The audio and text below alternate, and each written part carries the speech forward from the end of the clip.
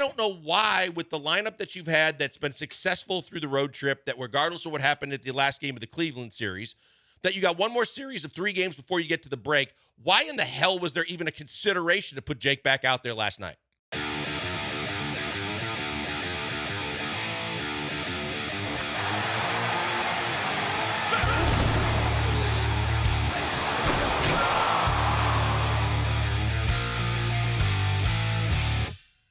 Jake Meyers played in a game yesterday and never played in a game yesterday. Jake Meyers played in a game yesterday. It was not on the field for a pitch. He wasn't in there at all. He was lifted before the first pitch of the game, which the Astros went on to lose. We'll talk about that. Got swept by the Guards, who entered with the double-digit game losing streak.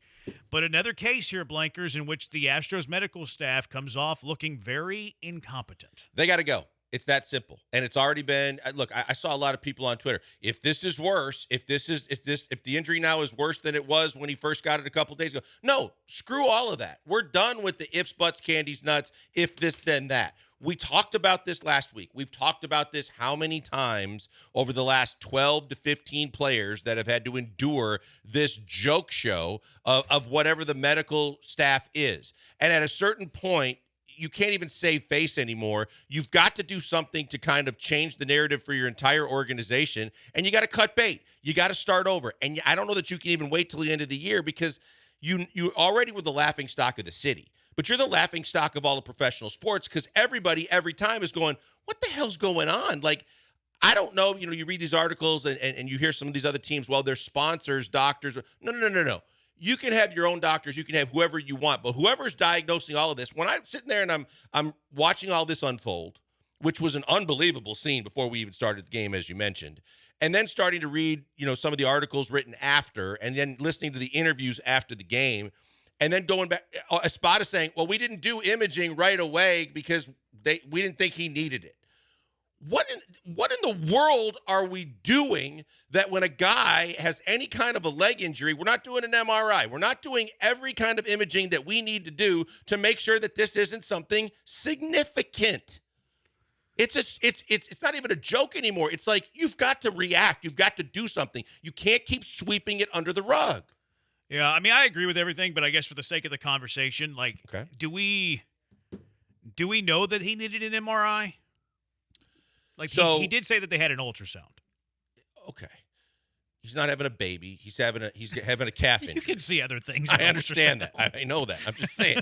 I mean, but it wouldn't surprise me that they might have thought he was having a baby or something else. Because you in my experiences, the head coach is speaking because he has been updated by the medical staff. He's not going to go out there and speak unless spoken to prior to that, because he's not a doctor. And if you're continuing to misdiagnose, when we're in double digits, when we lose count of how many different episodes we've had to deal with this kind of just absolute, I don't know if you call it malpractice, whatever, it's ridiculously bad in handling of injuries, something has to change. The player can tell you one thing. Of course, the player wants to be out there. But the big picture is, and we've talked about this with Pena, good on the fact that, at least Espada said yesterday, Peña won't even be participating in the All-Star game, and hopefully that gives them enough time to get back to where you're not rushing him back. We've seen too many stories, too, where it seems like they've tried to rush the player back too soon. That's also set them back. We saw that with Yordan. And now we're looking at it again going, I don't know why, with the lineup that you've had that's been successful through the road trip, that regardless of what happened at the last game of the Cleveland series, that you got one more series of 3 games before you get to the break, why in the hell was there even a consideration to put Jake back out there last night? Yeah. No, I mean, I tweeted that immediately after the injuries. Like, there's no reason he should have been out there tonight. People were like, well, it's hindsight. No, it wasn't. I said yesterday on the show, and you backed me up too, that there's no reason he should have been in the lineup yesterday. That's right. You have a day off today. Even if you rest him for the Rangers series, you have the entire All-Star break next week. You could have given him like an 11, 12-day rest and only missed 6 games. So it made a lot of sense to just rest. It made a lot of sense to just put him on the IL. And I always err on the side of IL. I wanted to place Isak Paredes with the hamstring on the IL the moment that he pulled the hamstring. And that, look, I would have lost like 4 or 5 games with Isak Paredes there.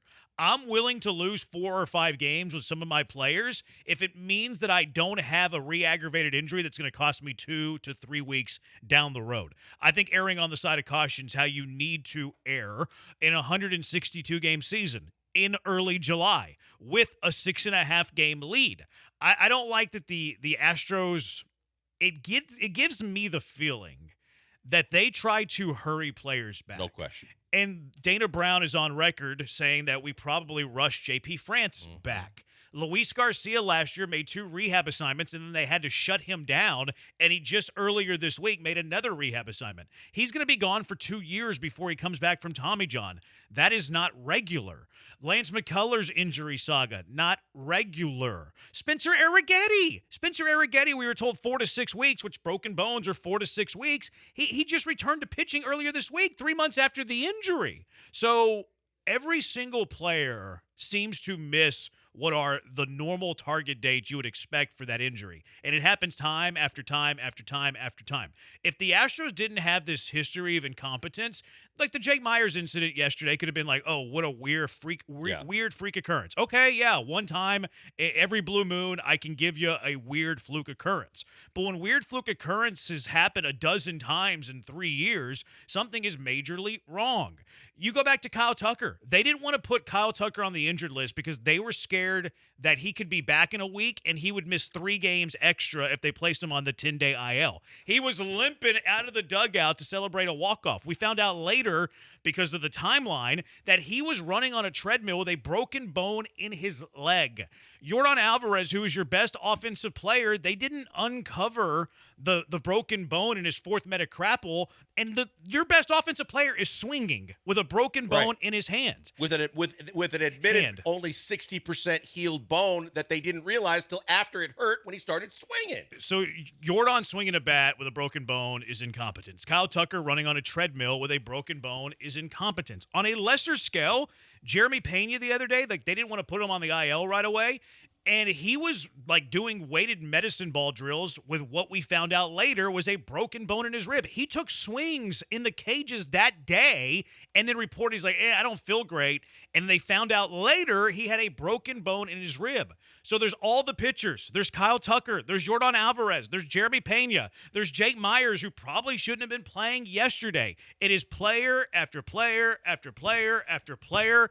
It's embarrassing. I don't know how Jim Crane is not embarrassed and lets this continue to happen on his watch. It is mind-blowing. That's what I said. It's got to stop, and you got to do it now because it's already gone on too long. But you can go even further than that. When we didn't even know what they didn't know, what Zach DeCenzo was going through and what that was, and then we were hearing that, well, they might do more imaging this time because of what they learned from Yordan. What we learned is Zach DeCenzo, we don't know when he's going to be available again. He's still not swinging the bat. From a Taylor Trammell standpoint, he tweaked a calf in spring training.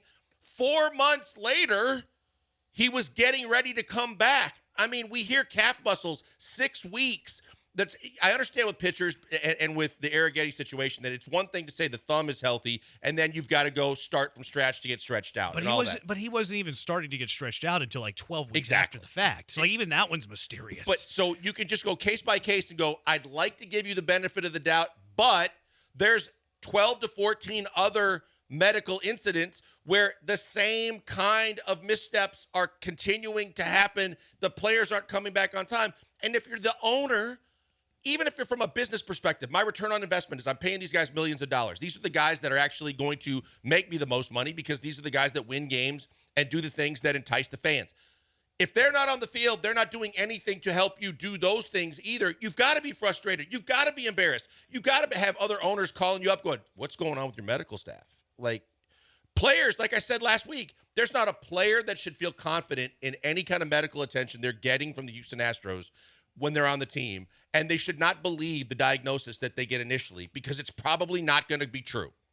I really maybe this is far too speculative because we lack information, but obviously heads got to roll somewhere, and I think it probably should extend upon the medical staff because it feels like, and not saying this head needs to roll, but we've heard these comments from Dana Brown with all these injury situations, talking about how, well, we think Yordan can return for the Dodgers series, talking it for multiple players, how, well, it's just, how much pain can he tolerate? There does seem to be, I think it was Jeremy that kind of speculated about this earlier, but there does seem to be a culture of trying to rush players back, whether it's just Dana Brown or whether it extends beyond that. But if you have Dana Brown trying to put out false timelines for guys to return, rush them through, and then a medical staff that is backing that up, that could lead to something like we're seeing. You mentioned the JP France thing, and Chandler wrote about it as well. Remember when we had the conversation of the fact that they were basically using the media as a pawn to basically say to Yordan, it looks like you're medically clear.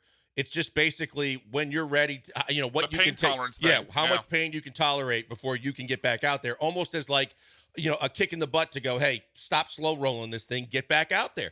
You can't do that, especially when you're talking about your best player, but honestly with any of your players, because they miss, as Jeremy just said, we've constantly beaten the drum on, they miss every deadline. Every 6 weeks turns into 2 months. Every Kyle Tucker turns into 3 months. Every Yordan turns into which hand and then how much, and then it's broken and it's 60%, and then we don't know. Imaging. Like, you have access to all the imaging in the world, and you're not doing imaging.